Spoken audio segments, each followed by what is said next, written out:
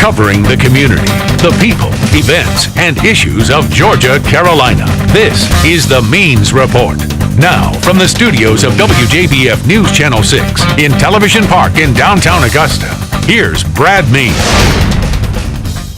Hello, everybody, and welcome to the Means Report. So happy to have you with us on this Sunday. We are grateful to you for being here today. And we're going to tackle a subject to kick off today's broadcast that is a subject you might not be aware of, but you need to be, because with your help, we can make great progress in making a disorder that affects a lot of people in this country go away. You're going to find out how close we are to getting from the lab to actual trials in human beings, perhaps, and eventually a cure.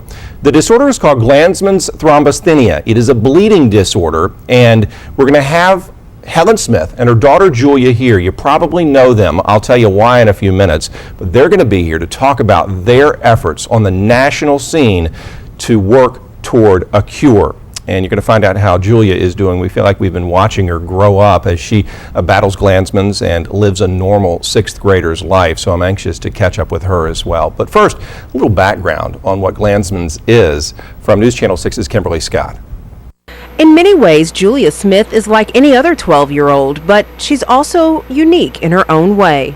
I was diagnosed with Glanzmann's thrombocythemia, GT for short, and it's a disorder where I don't clot right. I'm missing a protein in my blood that makes me clot. The diagnosis changed her life. I would like to play soccer and volleyball, but I can't because I would bruise easily. Julia's siblings and classmates have learned to be understanding. They would understand when I don't play and he eats, not because I'm slacking off, it's because I can't. The 12-year-old receives hormone shots, and now she's homeschooled to ensure that she's able to keep up with her classmates. Julia, all 80 pounds of her, is receiving 2 shots every month. So because of the side effects, which are tremendous, she sleeps for over 20 hours, many days. Now on the brink of entering puberty, doctors are looking for ways to keep her healthy. But we may have to consider a hysterectomy, which that in itself could be life-threatening. Julia was a Make-A-Wish child and wanted to meet the President of the United States. At the time, it was George W. Bush, and she did. They also worked hard to get GT Awareness Day. It was finally established in the House and Senate. Now they're working to raise research dollars to help find a cure. Well, we want to bring Helen and Julia Smith on right now. They've been kind enough to come down in the middle of their homeschool day to the set of the Means Report to talk to us. Helen and Julia, thank you so much for being with us, and thanks for giving us all the time you've given us over the years. Oh, it's our pleasure. Well, we appreciate it. You doing okay? Yes. All right, good. Helen is a 2008 winner of the Jefferson Award, which means she won the Giving Your Best Award on News Channel 6. Jenny Montgomery honored her with that. Then she went on to win the top honor that spring with that winter, I should say, with the Jefferson Award, and represented this area in Washington, D.C. very well, I might add. First of all, one of the things we were concerned with the last time that we caught up with you all was Julia's entering adolescence. Correct. All right, and you don't need me to tell you that with adolescence comes a concern if a young lady has a bleeding disorder where she can't clot. How are the hormone treatments going to address that? Well, we started her on some aggressive hormone therapy in August, and what she did was she started getting 2 hormone shots in her tummy every month to try to suppress that from happening. And we've been able to stagger it out a little bit because we go twice a month to get checked out by the doctor. We have the Doppler sonogram. So Julia knows more about her insides than anybody else. I guess she does. And Julia, let me ask you, not to get too personal, but if someone cut you, or if you cut yourself on a sticker bush outside, it wouldn't stop? What happens? Those type of bleeds, they're easy to treat. Like regular cuts, you just have to put pressure on it and put Band-Aid on it. But the more serious ones are nosebleeds and GI bleeds. Okay, so if your sweet dog Maggie, who was scurrying across the floor in that story, scratched you, not a big deal, but other type of bleeds would be more serious. Yes. How's homeschooling going so far? Homeschooling is going great. Yeah. Yeah, it's 4 classes a day, and sometimes I try to do more, so I can get it over with before the end of the summer. Yeah, I mean, 7th grade is coming up in a few months, and that it doesn't get easier. So stay focused. I know you will. Mom, let's talk about the efforts you've made on the national scene. Recently, you got some national television exposure by way of the Discovery Channel. Tell me about that and how hopefully that'll help draw attention to GT. Right. About this time last year, True Entertainment contacted me, and they are a production company that works with the Discovery Health Channel, and they wanted to do our story on an episode of Mystery Diagnosis. So they came to Augusta last spring, and we spent a brutal 3 days of filming and reenacting what it was like when Julia was a baby and before we got her diagnosis. And it was interesting because we actually got to go into MCG, into the lab where Mary Jonah and my mother were the actual people that worked in the lab at the time. So they were able to play themselves in the episode. And we were able to get Julia's pediatrician, Dr. Reggie Pilcher. He played an ER doctor there at MCG that didn't give us the right diagnosis. And it was neat to be able to incorporate different people from our personal life to play key role parts in that. But it was a interesting and very hard story to relive. I guess when I agreed to do it, I didn't think it through completely about how emotional it would be to reenact that. Well, yeah, because you're living day to day, and then when you step back and look at what the past decade plus of your life has been, it all comes rushing to the surface, I'm sure. Let's talk about the national exposure that generated. Hopefully it'll turn into research dollars that are donated to supplement the federal dollars that are already there, and we can cure GT. Tell me what Dr. Wilcox is doing. You have a special relationship with him up at the Medical College of Wisconsin. Right. He needs help, but he's made some huge progress with the limited funds he has. He absolutely has. He has a grant, a small grant from the National Institute of Health, but that does not cover all the costs by any means.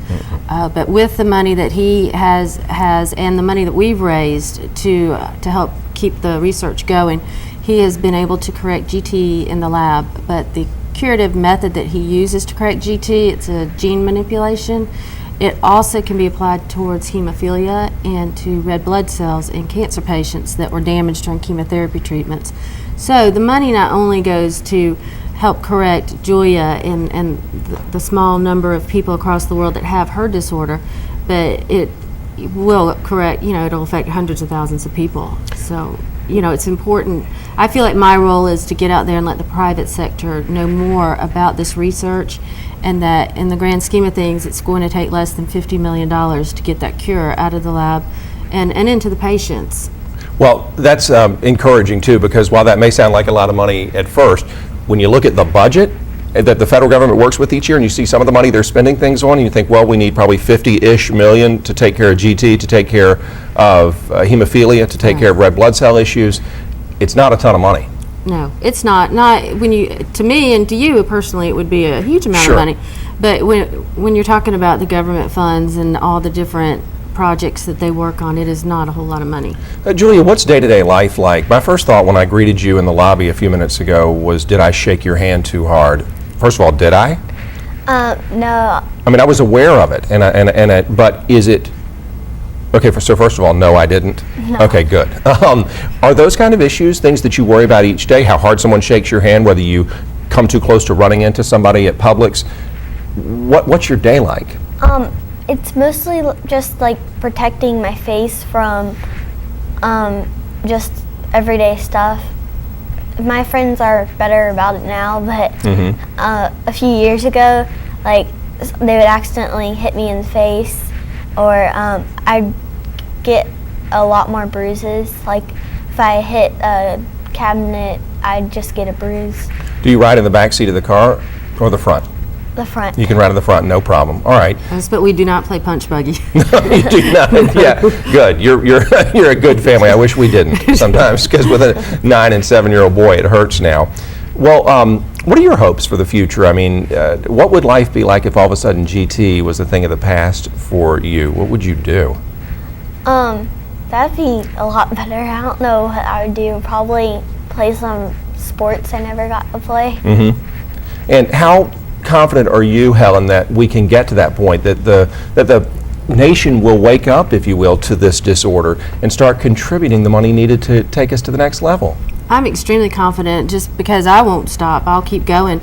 To me, if it's a matter of money being the difference in life or death for some of these people, that's just unacceptable, and I'll just keep going and talking to whoever I need to talk to keep the money coming into him, because to me it's hard to imagine allowing a cure not to happen just because of a lack of money.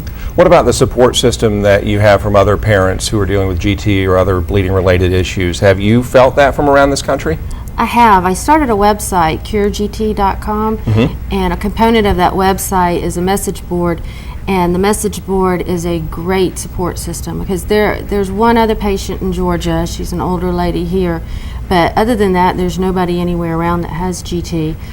Most of her doctors were not familiar with GT or how to treat it until they had Julia as a patient, and other GT patients run into that problem as well. So for all the emotional problems, all the insurance problems, physical problems, everything else, it's just wonderful to be able to go to that board and ask adult GT patients and other parents, well, how did you handle this, or what do you think we should do?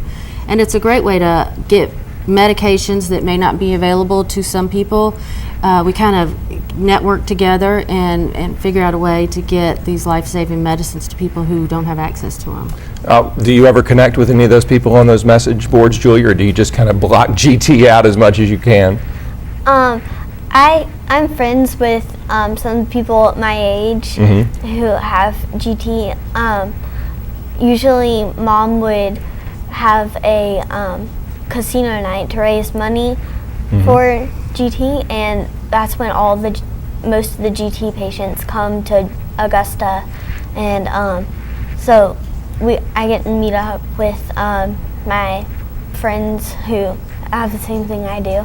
Good. It's neat because they come from Peru and Canada, and Julia's Facebook friends and on our website friends with a girl from Pakistan, and then a couple of girls from across the United States. So, and it's good. They need that forum to where they can talk about, the issues that they face.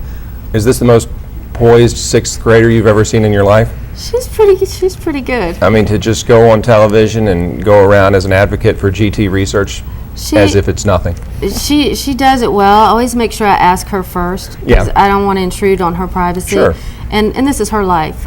She should have a say-so in it. She did not have a say-so in having GT, but different treatment options, where she can make a decision. I try to give her a little bit of that control. Like when they need to take blood, do you want it taken out of your vein or do you want a finger stick? Sure. It's a small thing, but she needs to feel like she has some kind of control. And so we do that with speaking out as well. But I think Julia realizes that she has an opportunity that many GT people don't have, and she is speaking for Claudia and Emily and Tuba and all her friends that have it, who don't have a Brad Means that will put us in front of a camera and spread the word. Well, it's our pleasure. Channel 6 is on your team, and we always have been, and I appreciate you being here. Thank you. Well, thank you so much. Is it back to homeschool as soon as this thing's over? Yes. Oh, my goodness. Well, I hope you have a good time. I hope you have a great rest of your year and a wonderful 7th grade and then a GT-free life down the road. We'll be here for you, okay? Okay. All right, good deal. Thanks, Julia Smith. Helen, thanks for everything you always do for us and the time especially that you give. Oh, thank you. We appreciate it. It's our pleasure. Folks, we need your help. We need you to go to curegt.com and make a donation, because we, through a national effort that could start right here in Augusta, Georgia, in the CSRA, can make up that difference that Helen and Julia have pointed out so eloquently today, and we can get that research from the lab to the trials and into human beings so that hopefully we can help bleeding related issues be a thing of the past. curegt.com. Stay with us, everybody. The Means Report is going to be back in just a moment, and later, how you can shape future episodes of this broadcast. Stay with us.